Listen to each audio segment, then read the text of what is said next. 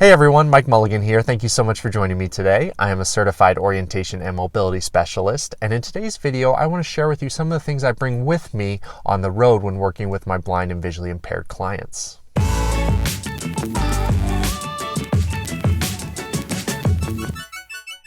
So as an orientation and mobility specialist, I travel all around my state working with adults who are blind and visually impaired, and I find bringing lots of equipment and lots of tools and gadgets can be really helpful when meeting with someone. I never quite know what the person's situation is until I get there and meet them. So having different devices and different tech and things that they can try out, and we can really work together to find what would be the best fit for them, I think is really important. So today I just want to share with you some of those things that I bring with me.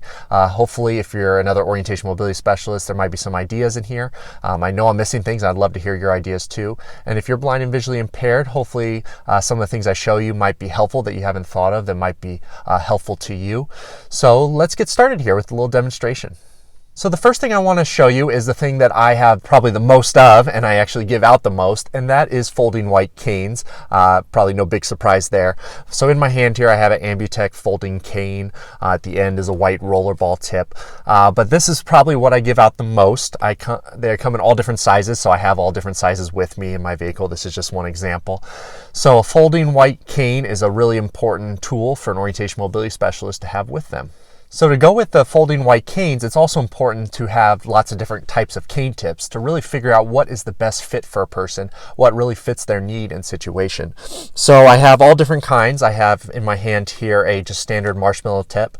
This one's actually clear, which is a little bit different, but this is a standard marshmallow tip. Not used a ton by people. Most people prefer one of the rolling tips I'll show you in a minute, but this is an option, and occasionally I do find someone who really likes using a marshmallow tip.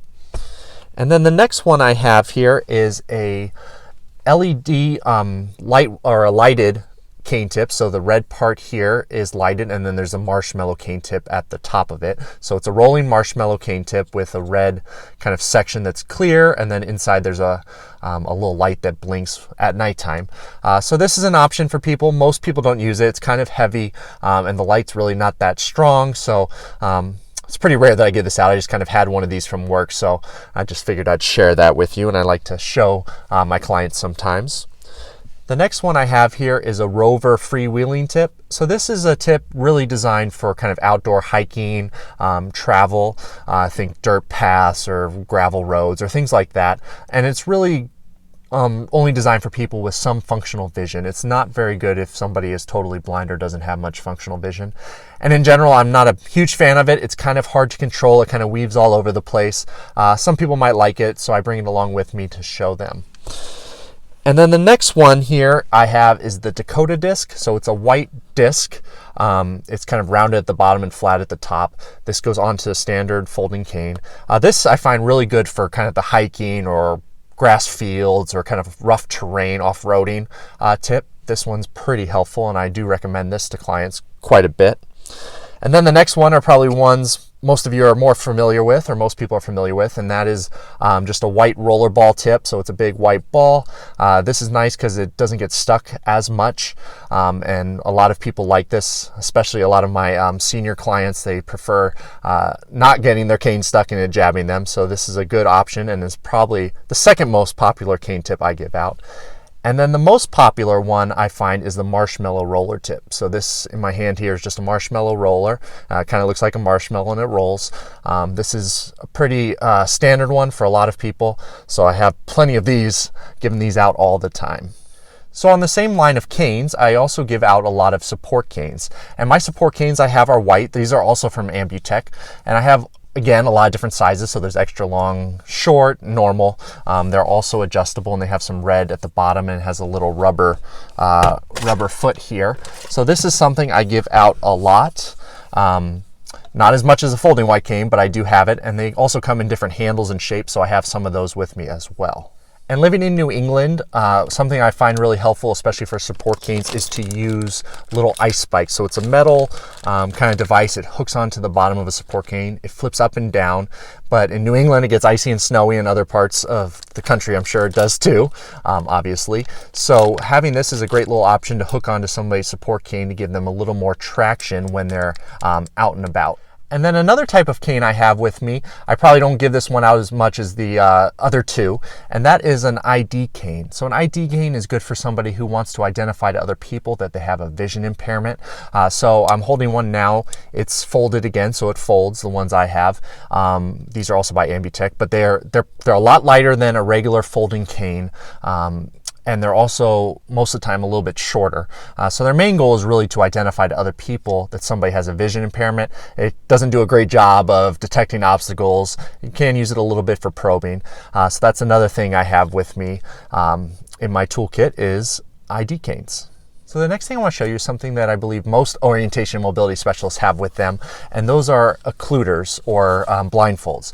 So these are a good option for people who are learning to travel non-visually. So these can be used in a lot of different situations and circumstances, but I find them really helpful. I have a few different kinds. I have some more as well, so they're comfortable for whoever has to wear them. But that's another thing. So occluders is another good thing to have. So the next thing I want to show you that I also find pretty helpful to have on hand is a yellow safety vest. So I have a few of these, so either I can wear them or my client can wear them, or we both can wear them. It's a good way to be a little more noticeable to drivers. I'm 6'5" with red hair, so I'm a little noticeable already, but this can add even more fluorescent and orange to myself or to my clients. So this is something I like to have with me just in case we feel we need it.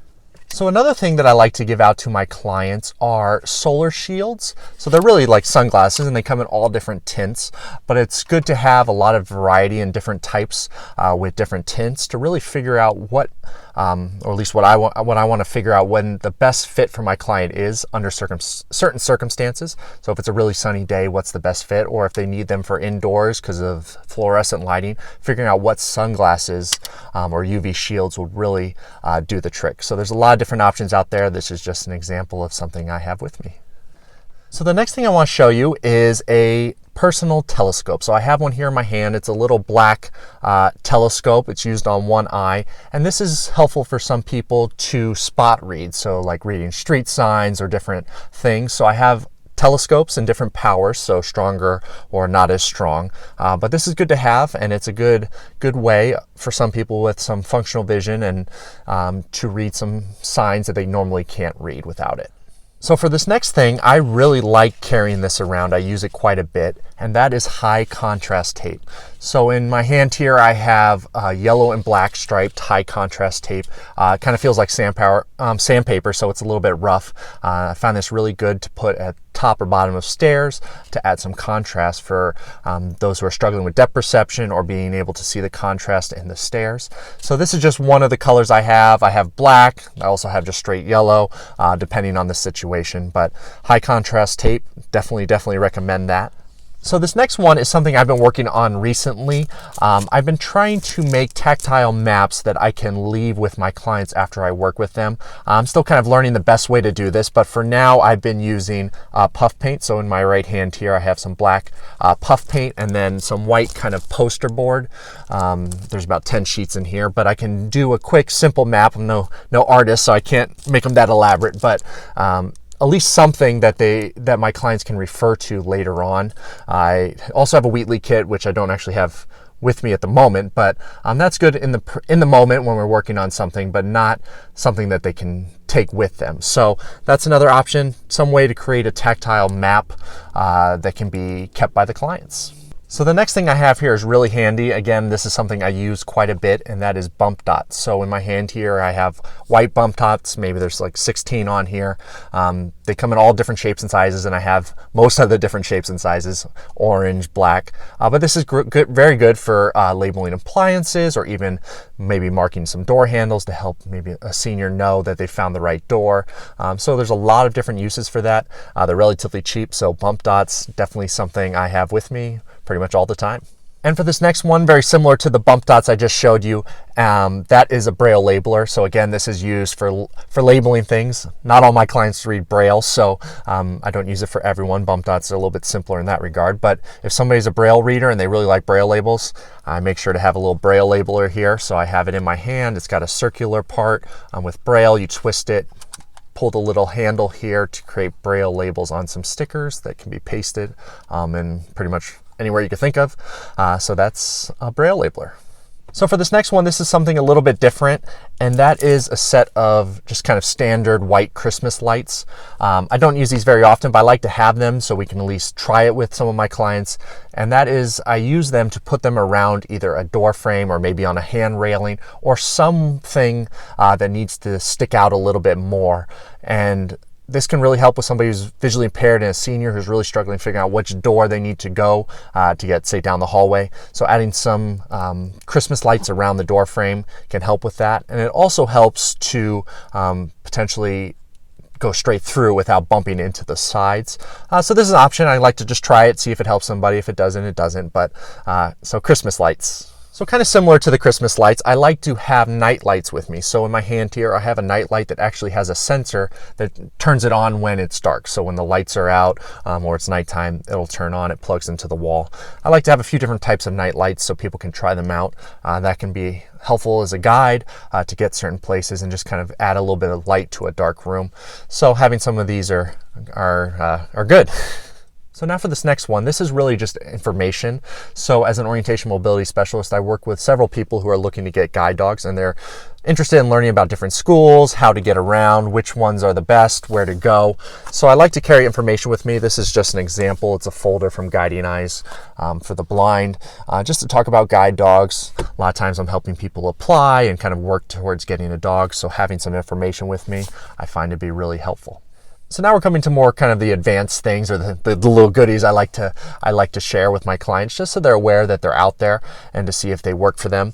So the next one I want to show you, living in the New England area, it gets really cold, and it can be hard to keep your hands warm, especially on a lesson if somebody's using a cane.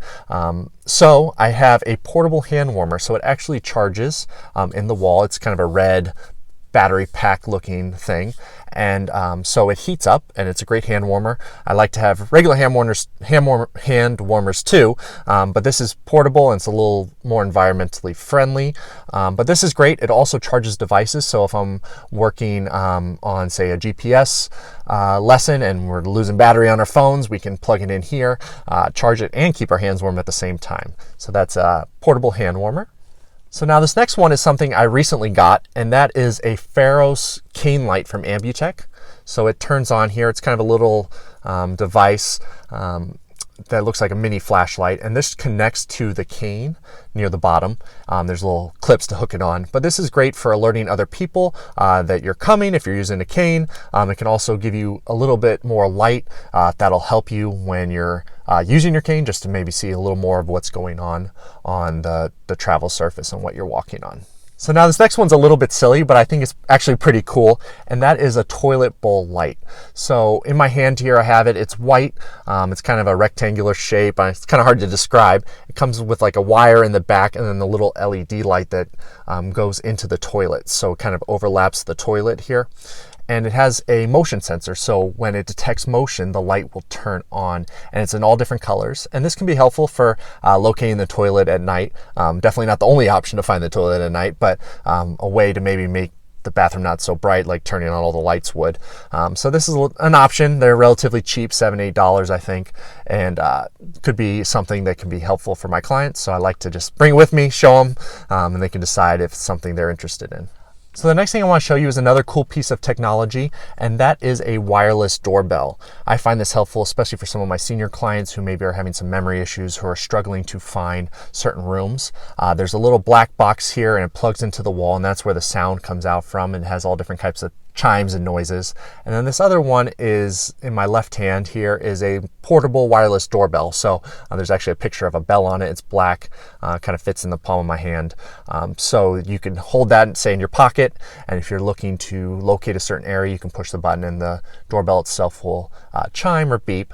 And this can also be helpful if somebody lives in a rural area and they're kind of struggling to find maybe where their house is. If they plug this on an outdoor socket and push the button when they feel like they're getting close, it can chime to give some confirmation there.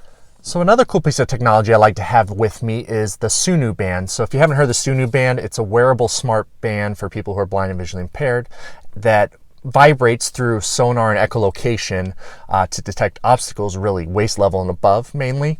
And it's a black kind of wristband you wear it around your wrist. There's a silver circle, and that's where the echolocation or sonar beam comes out of. And then it gives you vibrations or haptic feedback to detect obstacles. So I like to have this with me, at least show people what it's like. It's a little bit of a learning curve to it, but some people really love it. So I like to have one that people can at least try out and see if that's something that they'd be interested in pursuing in the future.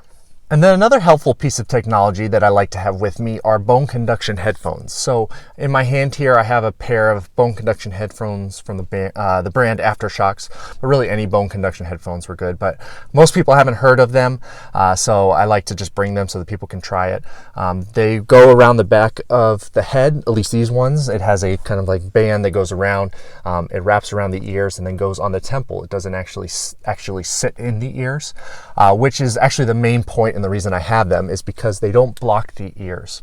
So when learning different GPS apps and different apps that talk, it can be distracting if you're trying to listen to traffic or the environment. So having bone conduction headphones, it bypasses having to cover the ears. It's hard to describe unless you try them how it works, but I like to have a pair of these so people can try them and see if that's something that would be helpful for them when they're traveling. And then finally, the last piece of technology I want to show you today is the WeWalk Smart Cane. So again, here I have it in my hand. It's folded up. It has a kind of marshmallow rolling tip. If you've never heard of the WeWalk cane, it's something worth looking up. It has kind of a similar function to the Sunu band. It has a place that does sonar. It vibrates. There's also a touchpad and it talks. So this is the first version. You can kind of tell it's the first version. It still needed some work. They recently came out with a new version. I haven't got a chance yet to try. But a lot of my clients ask about this because there's a lot of publicity. It was on the news a lot. So I like to have it with me so they can at least try it and see if it's something that they'd be interested in.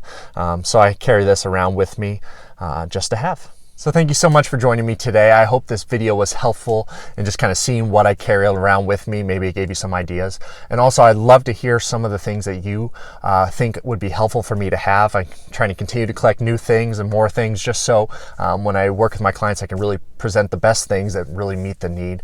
So thank you so much again. And if you haven't subscribed to my channel, please consider subscribing and have a wonderful day.